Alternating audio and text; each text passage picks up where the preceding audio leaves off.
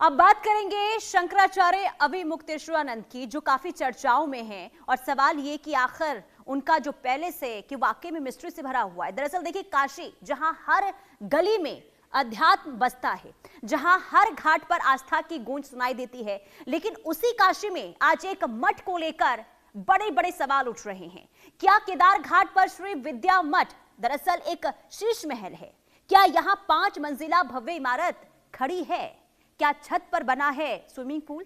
इन सवालों के घेरे में स्वामी अभिमुक्तेश्वरानंद हैं, लेकिन सच क्या है? क्या यह सिर्फ आरोपों की आंधी है, या फिर वाकई काशी की इन तंग गलियों में छिपा है कोई बड़ा राज?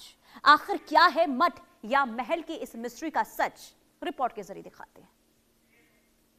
आश्रम नहीं, शीश महल है। अभिमुक्तेश्वरानंद का क्या है राज? क्या छत पर बना है स्विमिंग पूल? क्या काशी के केदार घाट पर एक मठ दरअसल एक शीश महल है?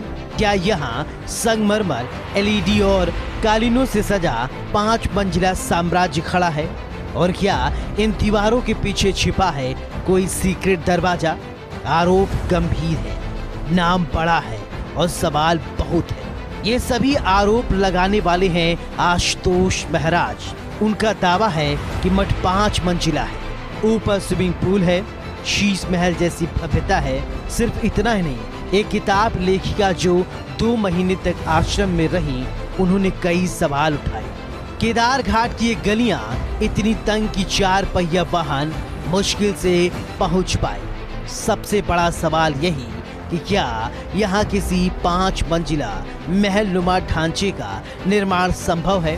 पहली नजर में कोई भव्य शीश महल नहीं, न संगमरमर की चमक, न आलीशान सजावट। बेसमेंट की ओर जाती सीढ़ियां, नीचे एक बड़ा हॉल कांच के पार्टीशन से विभाजित। यही सुबह पूजा, यही भक्तों से मुलाकात, यही है शंकराचार्य का सिंहासन। मठ के प्रतिनिधि देवेंद्र पांडे के अनुसार मठ कुल 3 मंजिला का है, बेसमेंट जोड़कर 4 स्तर। तो सबसे पहले बात बेसमेंट की करें तो पूजा और मुलाकात स्थल है, जहां भक्तों से अभिमुक्तेश्वरानंद मुलाकात करते हैं। इसके ऊपर पहली मंजिल पर गुरुकुल है, जहां पर बटुकों के रहने और पढ़ने की व्यवस्था की गई है।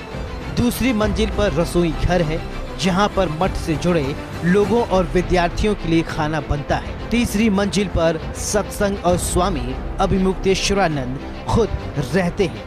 मठ की संरचना साधारण और पारंपरिक है, जो पुरानी काशी जैसी दिखाई देती है। एक सबसे बड़ा सनसनीखेज दावा स्विमिंग पूल का भी है, लेकिन छत पर एक पानी की हौदी है, जिसके लिए कहा जा रहा है कि ब्रह्मलीन स्वामी स्वरूपानंद सरस्वती को डॉक्टर ने रोज चलने की सलाह दी थी, लेकिन शारीरिक कारणों से लंबी दूरी संभव नहीं थी।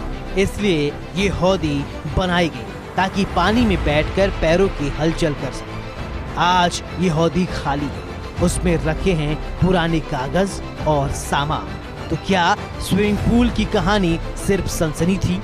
आश्रम है शीश महल? ये तो अभी पता नहीं, बस सवाल है। आश्रम भी काशी शैली पर मठ ही बना है। काशी की इन सकरी गलियों से सच भी अक्सर परतों में छिपा होता है। आरोप और प्रत्यारोप अभी भी हवा में है, जांच जारी है, सवाल उठाना जरूरी है, लेकिन निष्कर्ष वह तथ्यों से ही निकलेगा। लेकिन अंतिम फैसला अदालत और जांच एजेंसियों का होगा। फिलहाल सवाल बरकरार है, मठ या महल, सादगी या सनसनी।